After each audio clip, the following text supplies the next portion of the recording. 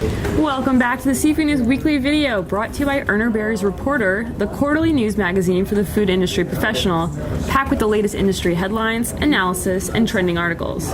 Contact advertise at urnerberry.com to be a featured sponsor in the spring edition of the Reporter, which is distributed to thousands of protein industry professionals, including a $5,500 bonus distribution to attendees at Seafood Expo North America in Boston. Make sure you are in front of your customers.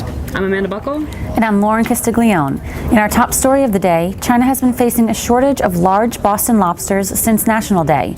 Some fishermen in Maine have chosen to deliver lobsters to Canada before selling them to China due to the higher tariffs.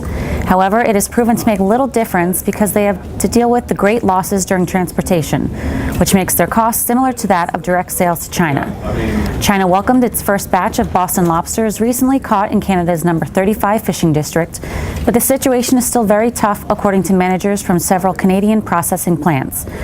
Bad weather has taken a toll on the harvest and led to small supply of large lobsters. In other news, NOAA is claiming that East Coast shellfish landings have declined 85% since 1980. The reason? Environmental factors.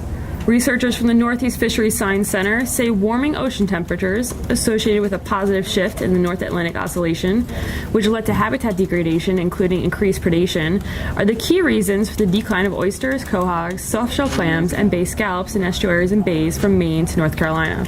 Thanks, Amanda. In other news, snow crab supplies are likely to be down again significantly in Newfoundland next year. For many years, snow crab has been a staple of the retail seafood counter. But with the prospect of another significant reduction in crab catches from Newfoundland, combined with the lack of king crab this fall, retailers appear to be backing away from snow crab. Promotions are down about 50% over the past 24 months. And in our final story of the day, recognizing that whale entanglements could seriously affect the Oregon Dungeness crab fishery, the Oregon Dungeness Crab Commission took proactive action earlier this week to fund a new study looking at whale distributions along the coast. The goal of the study is to better understand where whale distribution patterns overlap with fishing efforts and hopefully help reduce whale entanglement in Oregon. The Commission voted unanimously to approve up to $45,000 to fund the first year of the 3-year study. The board also voted to write a letter in support of federal grant funding for the next 2 years of the project. And that wraps up our news for the week. Be sure to head over to seafoodnews.com or visit the Seafood tab in Comtel for a comprehensive look at the latest market and industry news. And don't forget to listen to a new episode of the Seafood News Podcast released on SoundCloud and iTunes every Monday. Thanks for watching, and you be well.